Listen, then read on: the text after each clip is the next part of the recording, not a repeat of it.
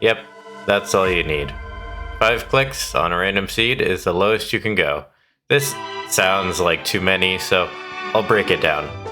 The first click is a left click, and I'll use it to gather almost all the materials I will use for the rest of the run.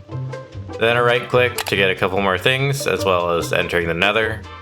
Unfortunately, when you switch dimensions, holding a click gets reset, so I can't just continue holding right click to save clicks. So another right click to get everything in a nether, another right click to locate and enter the stronghold, and finally another right click to kill the dragon. Now, as I'm not perfect, here are a couple rules that keep the spirit of the challenge intact, while also letting me only have to spend around 18 hours instead of most likely over 100. I can pause the game. If my click gets interrupted or I softlock, I can resume my click and I'll add that to a different counter. And I can make a backup before the end. If you're worried about rule number 2, here's an example. To make sure I'm holding down click the whole time, I use a well-known bug. Reloading your texture pack while holding down a click holds it down indefinitely. And then to prevent accidental clicks, I simply will just unbind both right and left click from my mouse. I start by finding a potential seed to play on. This time it only took me around 10 minutes to find one. Spotting what I'm looking for, a Savannah village, I head over, as this is the most consistent way to get a bucket. 1, 2, 3, my third try this village gives me what I'm looking for, a bucket. I need a couple more things though from this village. Doors, crafting table, beds, and hay bales. Heading into the desert, I immediately spot a desert temple, the next thing I'm looking for. I need TNT, sand, bones, and rotten flesh, as well as any other useful items like gold. Now I have to punch my way to the surface though. Waiting out the night at a village, I grab all my wood before heading out in search of another temple. At this point in the challenge, there are 2 things that are constantly on my mind. The first is my inventory. I have to make sure it doesn't fill up with garbage. The second is hunger, as I can't eat until I finish my first click. I loot the second temple the same way as the first, and after grabbing everything of value, I punch my way back to the surface and start heading out in search of more loot. I grab a flint, make sure I have flint and steel later, and go to the ocean. I was looking for a monument because I need gold for the nether, but there was no monument in this ocean. Grabbing a golden helmet for later, I spot an ocean ruins and grab a map as well. It's close, but... And there's a trident. Okay, well, I'll come back later. That was fun. That was good. That was good. See you in like 8 minutes when it's daytime. I try to loot the shipwreck, but the chest is buried, so I get the temple instead. And after getting even more TNT, I head back to the buried treasure and finish off my first click. And we have a dolphin! That's not actually gonna help me that much. But, I mean, it'll feel like it's helping. Oh, I can't do that. Right. You're just gonna play with this dirt until I pick it up. Okay, let's go to the ship, or not the ship. Let's go until I run out of hunger, actually. Oh, you left me. Okay, where'd you go?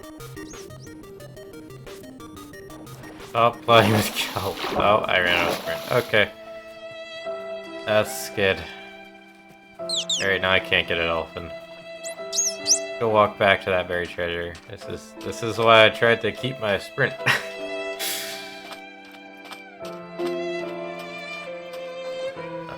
Oh, that's gonna be really annoying to make. This one. Okay, I only have to break 1 block though. Okay, never mind, it's fine.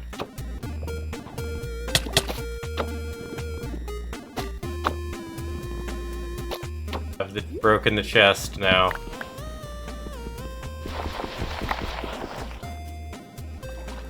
Alright, get out, please. Thank you. Alright. And I am done clicking. Oof, alright. So, I have gotten bucket, doors, hay bales, wood, crafting table, TNT bones, flint, rotten flesh, sand. Before I do anything, I'm gonna craft that.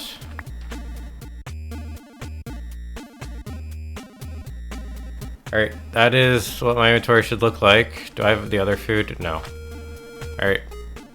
Let's click. That is our second click. For this next click, I have a ton more stuff to get done before heading to the Nether. As mentioned before, I want to find an ocean monument for my gold to trade with pigs in the Nether, as I would rather not deal with the Bastion, and as Guardians are much less dangerous than Angry Piglins, I chose them, even on 1.16.1. I also want to tame some wolves and kill a bunch of animals for food and wool. The last thing I'm looking for is snowballs. A bit of an odd item to need, but very useful in this situation. I'll let you think of what I'll use it for. Once all that is done, I can build another portal, look at my crafting table to finish off the click, and enter the Nether. Heading in a different direction, I pretty quickly find some wolves, quite lucky to get them right off the bat actually, and I'll try and breed them as much as possible, because I know only half will actually make it to the fortress. I grab some lava so I have a weapon, and head back the way I came, as the previous ocean looked like a bust. On my way back, I ignore a room portal, but spotted some snowy mountains in the distance, so I make my way over to collect some snow. To actually collect snow, you need a shovel, but I don't have one, so I'll use creepers as each explosion yields around 16 to 20 snowballs, and it's turning night anyway. Sitting my dogs down so they don't kill themselves, I start the creeper hunt. Creeper hunt, not sheep hunt. God. There we go, creeper hunt. Just let them blow themselves up and free snowballs. Yay. Though I made a mistake here. As mentioned before, I want to keep my inventory clean, so dropping my hotbar to sort items is good practice. This time though, I had over a stack of rotten flesh, so when I went to pick my items back up, I can now only use 6 rotten flesh this click. Very unfortunate. I found it was actually pretty easy to avoid picking up the unnecessary items when turning on hitboxes for the rest of the creepers, and ended blowing up 8 creepers, which should be plenty. After picking up my dogs, I start gathering food again, switching to pork chops as I should have enough wool. After leaving my dogs once again to go swimming with a dolphin, I finally spawn a monument. Now, I don't actually care if I get donged, so I'll just head in after blowing my way in with some underwater TNT. I start gathering gold blocks, and... Number 3. Number 4. Before I light this, I want to make sure I got the gold. Did I get the gold? Did not. Ah, I forgot. I'm smart. Okay. That's mistake number 1. That's like 1 or 2 TNT more. Okay.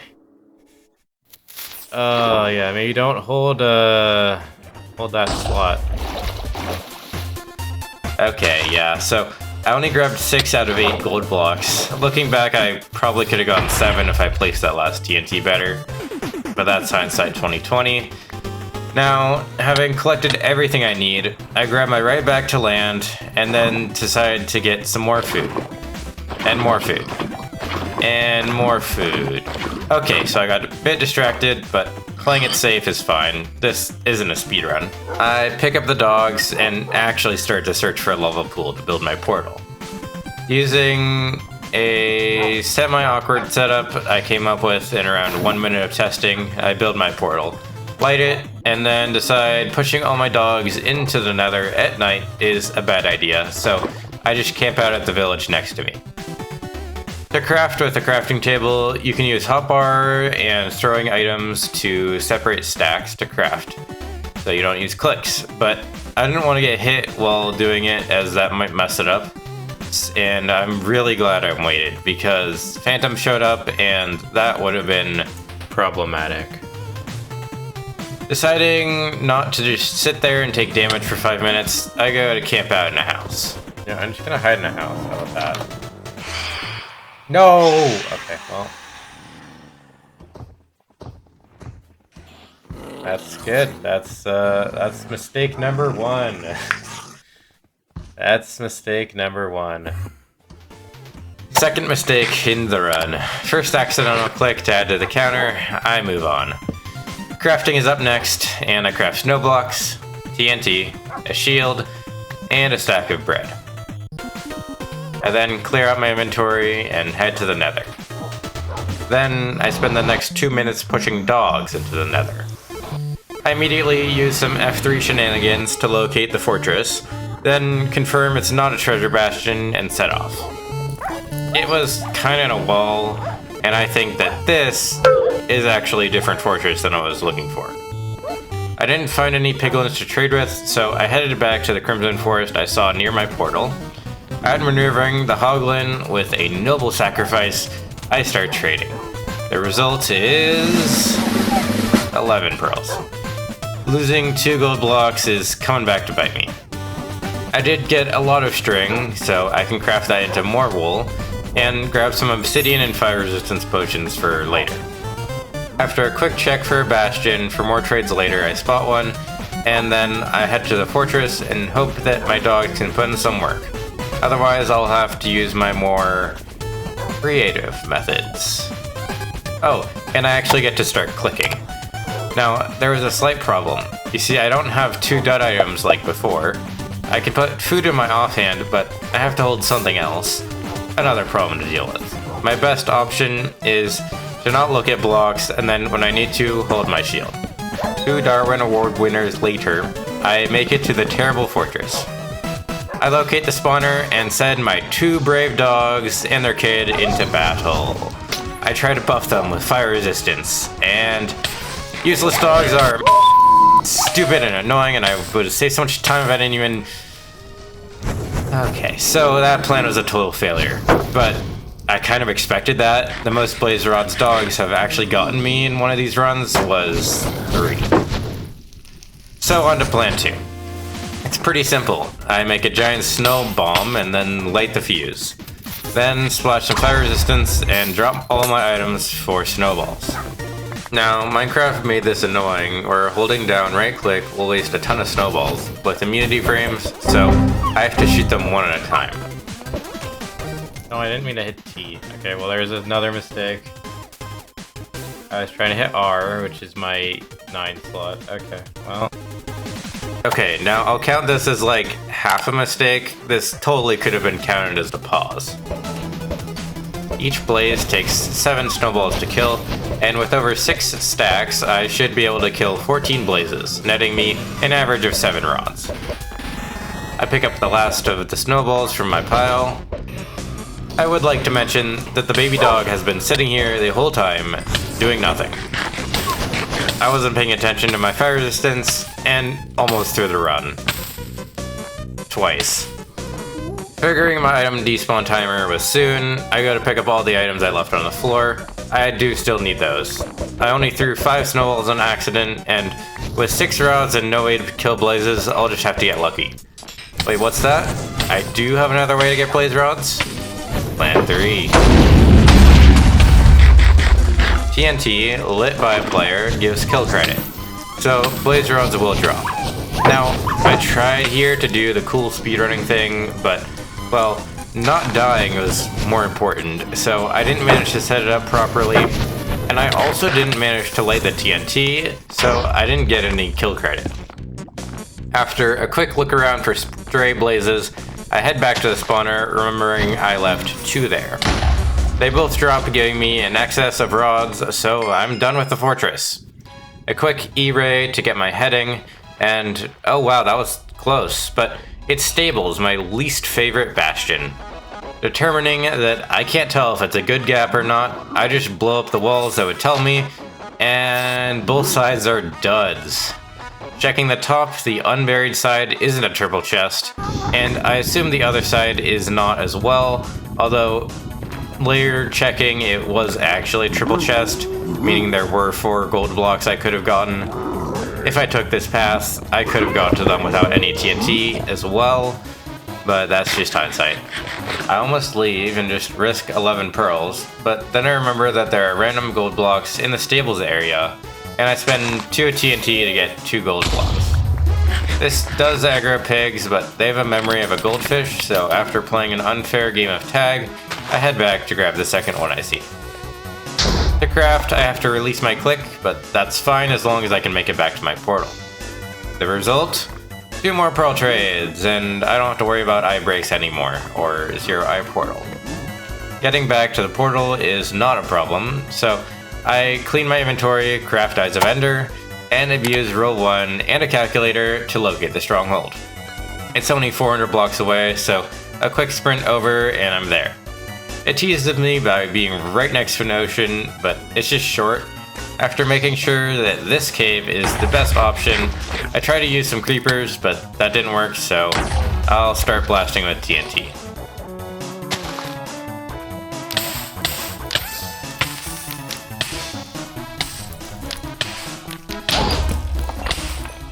I placed on my crafting table too. I'm good at this game. I don't want to hold my flint steel.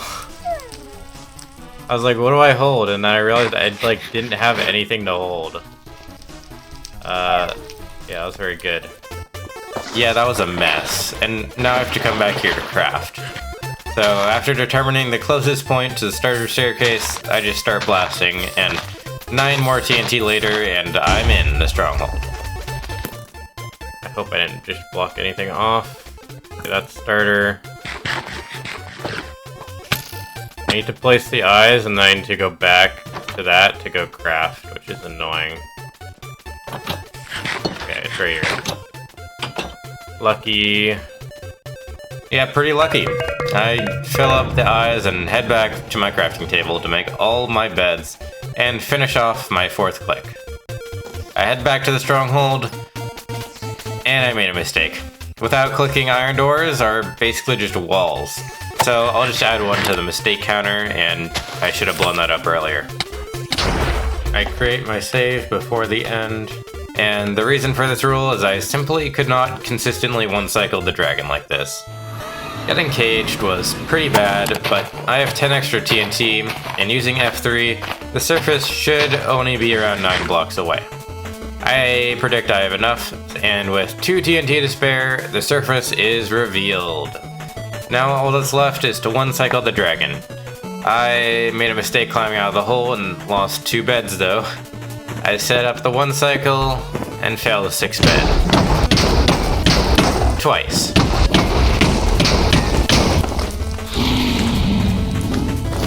Resetting to an earlier save, I come back with the full 8 beds, and my first attempt I get a 7-bed dragon kill, finishing this run with 7 clicks. So 2 of those wouldn't have been needed had I played better. Still good enough for me. This challenge was really fun. I had to plan a route, then execute while trying to minimize mistakes. This run I made 2 blunders that almost screwed me for ender pearls and then another mistake click. So yeah, I learned this run is really punishing if you make any mistakes, even if they seem benign. Before you go, I would appreciate it if you liked the video and subscribe to my channel, but that's up to you. If you enjoyed this video, I have another Minecraft challenge on my channel, so you can go check that out. Otherwise, I'll see you later. Bye.